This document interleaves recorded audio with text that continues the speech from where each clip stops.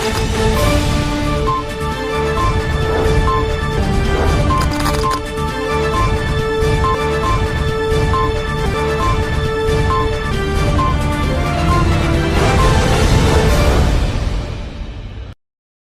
दर्शक मित्रों, दमन न्यूज में आपका स्वागत है। खबरों की शुरुआत करने से पहले आइए एक नजर डालते हैं आज की सुर्खियों पर। दिल्ली से लौटकर सांसद कलाबेन डेलकर ने अपने घर पर स्थापित गणपति के दर्शन किए। वलसाड ट्रेन अग्निकांड में कुछ चौंकाने वाली बातें सामने आई हैं। हमसफर ट्रेन के इंजन के बाद दूसरे कोच में जनरेटर के पावर पैनल में चिंगारी से आग लगी। ट्रेन में लगी आग को बुझाने के लिए ट्रेन पर पथराव कर दिया गया और ट्रेन के शीशे तोड़े गए। पारडी के परवासा गांव में टावर निर्माण को लेकर कलेक्टर को ग्रामीणों ने ज्ञापन सौंपा। रिहायशी इलाके में टावर से होने वाले रेडिएशन से स्वास्थ्य को नुकसान की आशंका है। आइए अब देखते हैं खबरें विस्तार से। दिल्ली से लौटकर आए सांसद कलाबेन डेलकर ने अपने घर पर स्थापित गणपति जी के दर्शन किए।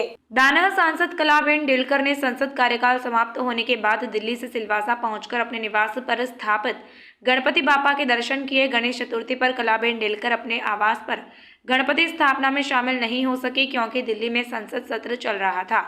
सिलवासा पहुंचते ही उन्होंने अपने आवास पर स्थापित गणपति बापा के दर्शन किए। उन्होंने बेटे अभिनव डेलकर और बेटी दिविता के साथ विघ्नहर्ता की आरती भी की। उन्होंने दानह सहित पूरे देश की सुख शांति और समृद्धि के लिए मंगल मूर्ति से प्रार्थना की। सांसद कलाबेन डेलकर ने दानवाओं के सभी निवासियों को यहां स्थापित गणपति बापा के दर्शन के लिए सादर आमंत्रित किया है। पूर्व सांसद मोहन डेलकर के समय से ही डेलकर हाउस में गणेश चतुर्थी पर श्रद्धा पूर्वक गणपति जी की स्थापना की जाती है। वलसाड के पास ट्रेन में लगी आग से चौंकाने वाली बातें सामने आई हैं। हमसफर ट्रेन के इंजन के बाद दूसरे कोच में जनरेटर के पावर पैनल में चिंगारी से आग लगी। ट्रेन में लगी आग को बुझाने के लिए ट्रेन पर पथराव कर दिया गया और ट्रेन के शीशे भी तोड़ दिए गए। वलसाड के पास हमसफर ट्रेन में आग लगने के बाद 3 घंटे की मशक्कत के बाद आग पर काबू पाया गया, लेकिन आग बुझने के बाद कई चौंकाने वाली बातें सामने आई है। तो फिर ये जानना बेहद जरूरी है कि ये आग सबसे पहले कहां और कैसे लगी, जिसमें रेलवे विभाग के विश्वसनीय सूत्रों से मिली जानकारी के अनुसार हमसफर ट्रेन के इंजन के बाद कोच में जनरेटर के पावर पैनल में चिंगारी निकली, जिसके कारण आग लगने की घटना घटी।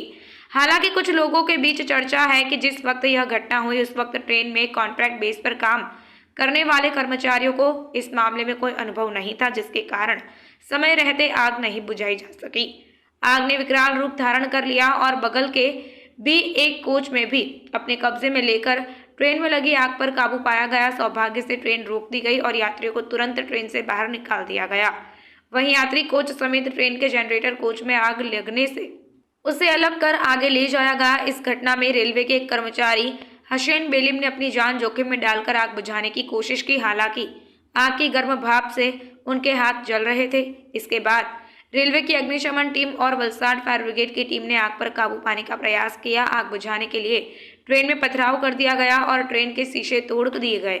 हालांकि ट्रेन के दोनों डिब्बे आग में जलकर खाक हो गए और पता चला है कि ट्रेन में 1.25 करोड़ रुपए से ज्यादा का नुकसान हुआ है। इस घटना के बाद आग लगने के सही कारणों का पता लगाने के लिए FSL की टीम को बुलाया गया है और आगे की जांच रेलवे विभाग द्वारा की गई। पारडी के परवासा गांव में टावर निर्माण को लेकर कलेक्टर को ग्रामीणों ने ज्ञापन सौंपा।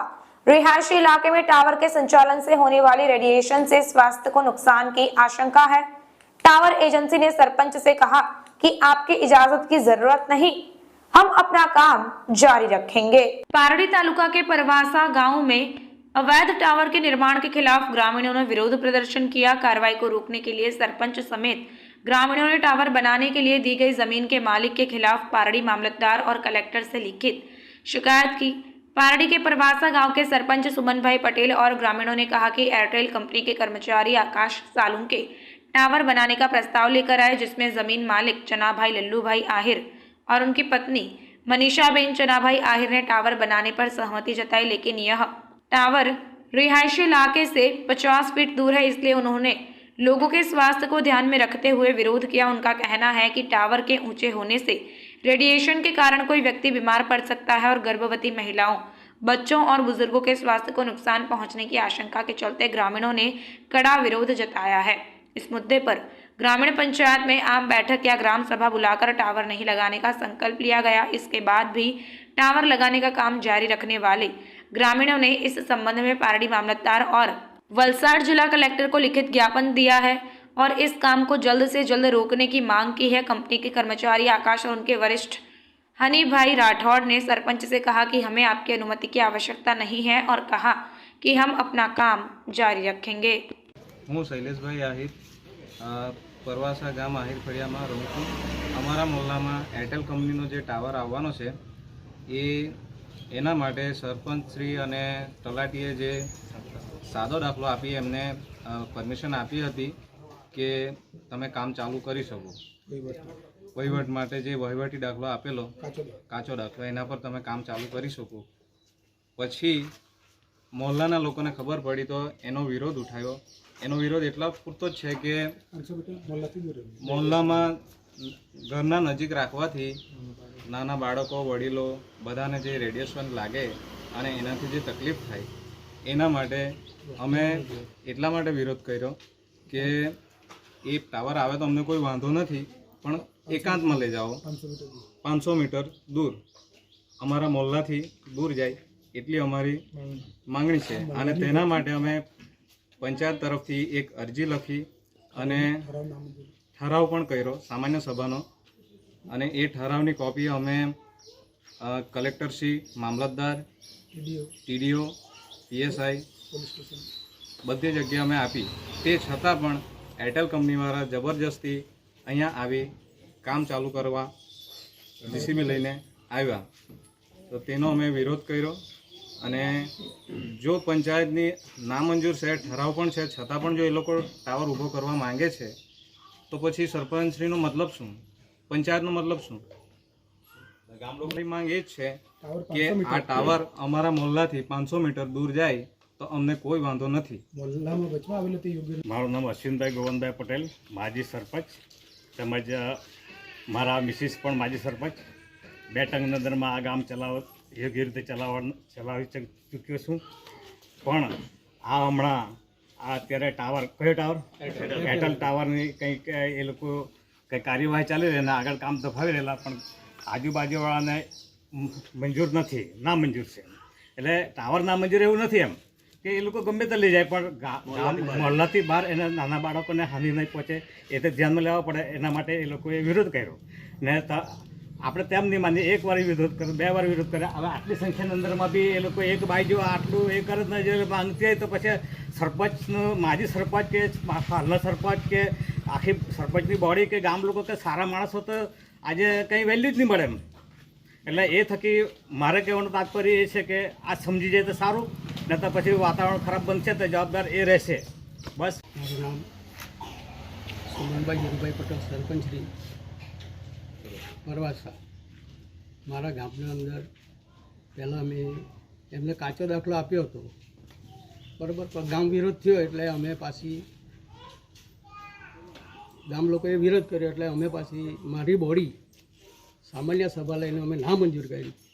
આ બેનને જમીનમાં રાખો, અમારે કોઈ એ નથી કે અમારે ટાવરની કોઈ વિરોધ નથી, પણ મોહલ્લાથી થોડો દૂર રહી એ માટે અમે પ્રયત્ન કરી પાછો ઠરાવ કરીને આપ્યો છે।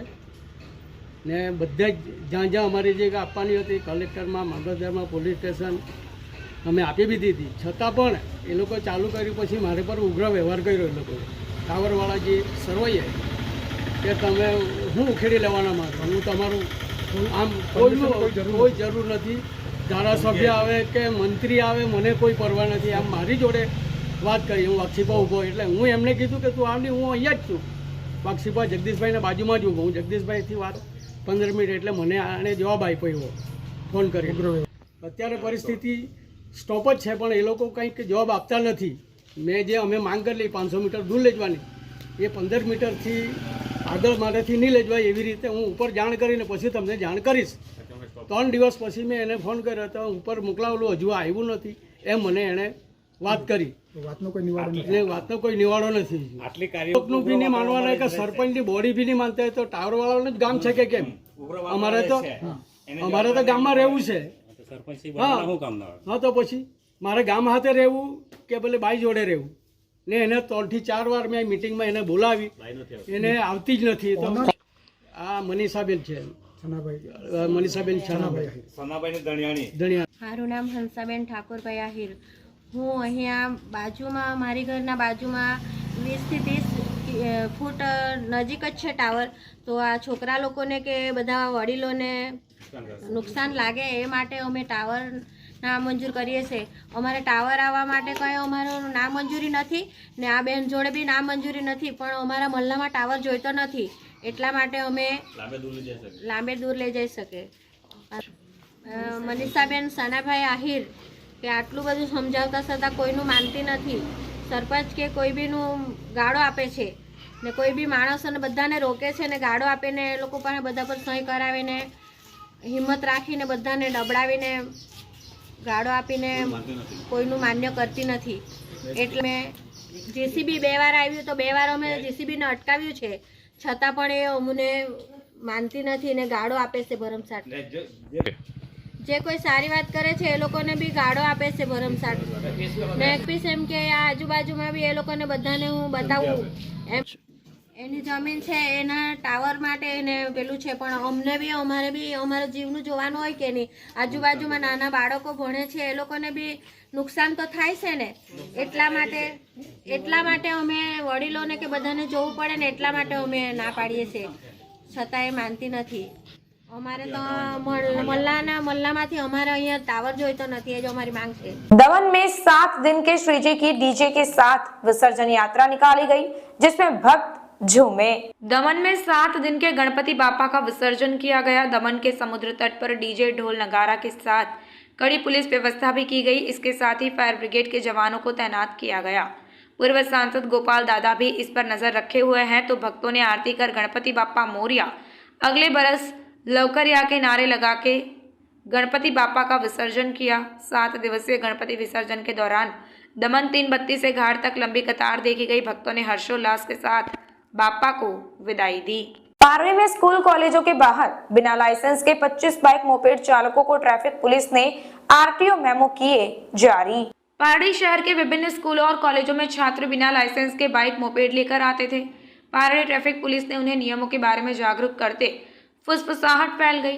आरटीओ के एक अधिकारी ने बताया कि 25वीं स्पीड से सड़क पर चलने वाले किसी भी इलेक्ट्रिक वाहन के लिए लाइसेंस की आवश्यकता होती है. पुलिस ने बिना लाइसेंस के मोपेड बाइक चलाने वाले छात्रों सहित अन्य मोटर चालकों पर नजर रखने के बाद रविवार और सोमवार को 2 दिनों में लगभग 25 बाइक मोपेड चालकों को आरटीओ मेमो जारी किया. पारडी 4 रास्ता ब्रिज के नीचे कुमार कन्याशाला के पास पारडी DCIO हाई स्कूल के पास ट्रैफिक पुलिस ने बिना लाइसेंस से वाहन चलाने के खिलाफ एक सम्मन जारी किया. अब अभिभावकों को भी अपने बच्चों को जिनके पास लाइसेंस नहीं है वाहन देने से पहले एक बार सोचना होगा, जिससे बड़ा हादसा होने से टल जाए.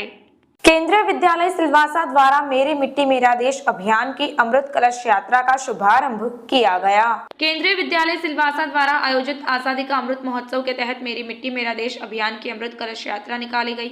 अमृत कलश यात्रा में छात्रों और शिक्षकों ने भाग लिया. उन्होंने घर घर जाकर देश के घर घर से मिट्टी एकत्र की. इसका उद्देश्य उन सभी बहादुर पुरुषों और महिलाओं को श्रद्धांजलि देना है जिन्होंने देश के लिए सर्वोच्च बलिदान दिया है.